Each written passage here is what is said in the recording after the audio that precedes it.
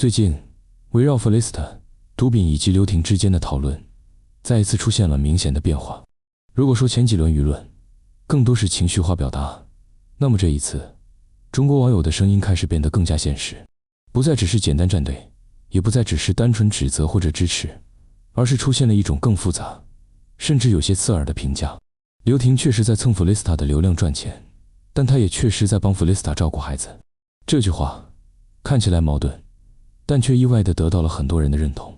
也正因为这种既不完全支持，也不完全否定的声音出现，让整件事情开始进入一个更真实的层面。我们先来看争议的起点。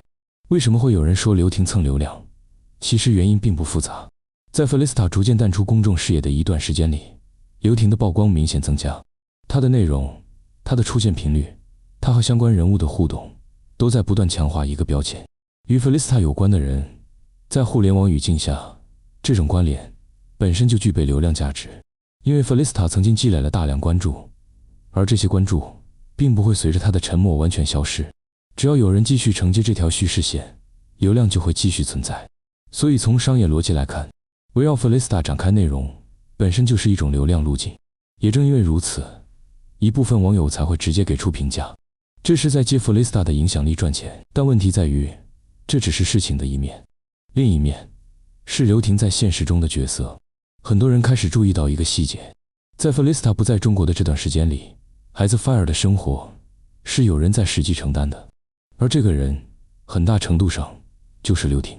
从日常照顾到陪伴成长，再到与都敏家庭的互动，他在现实层面的付出是可以被看到的。也就是说，他不仅存在于镜头里，也存在于生活里。这就让事情变得复杂了。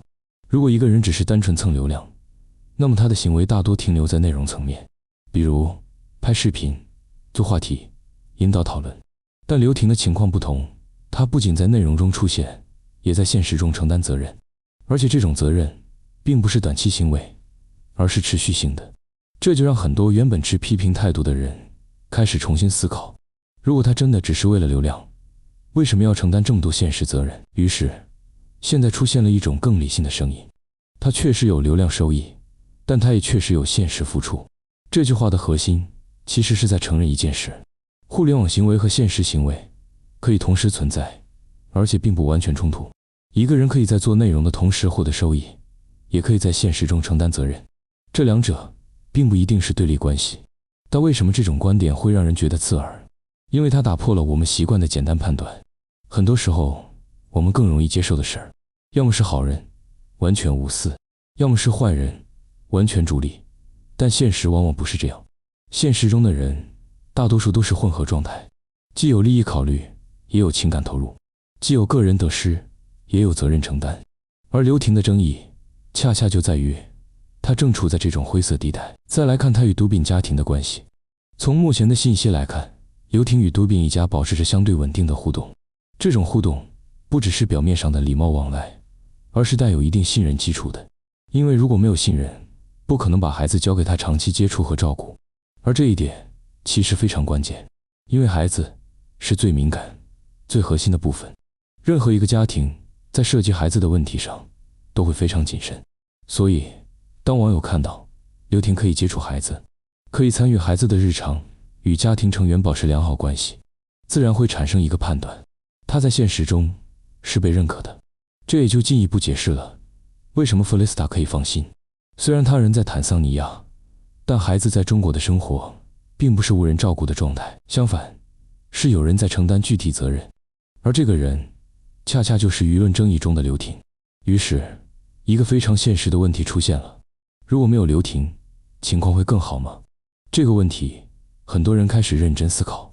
从情感角度看，很多人希望的是最好由亲人亲自照顾，但现实是 Felicita 不在中国，客观条件限制了她的陪伴。在这种情况下，就必须有人承担这个角色，而这个人不可能是完美无争议的，因为只要进入公众视野，就一定会被讨论。所以问题不在于有没有争议，而在于他有没有在做实事。而从目前来看，大多数理性声音给出的答案是有，但这并不意味着所有质疑都没有道理。因为流量与责任并存本身就会带来一个新的问题：边界在哪里？比如在什么情况下属于合理曝光，在什么情况下变成过度利用，内容表达是否会影响孩子隐私，是否存在刻意放大某些情节来吸引关注，这些问题都是合理的讨论点。也正因为如此，这次舆论没有走向极端，而是出现了更多中间声音。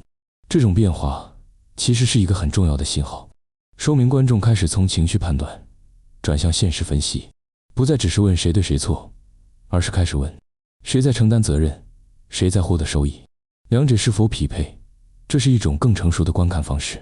回到 Felista 本人的角度，他现在的状态是远离孩子，远离中国，但仍然保持关注。而刘婷的存在在某种程度上填补了现实中的空缺，这并不意味着可以完全替代母亲角色，但至少在现实层面提供了支持。所以这件事情最真实的一面其实是，没有人是完全理想状态下做出的选择，每个人都在现实条件中做出相对可行的安排。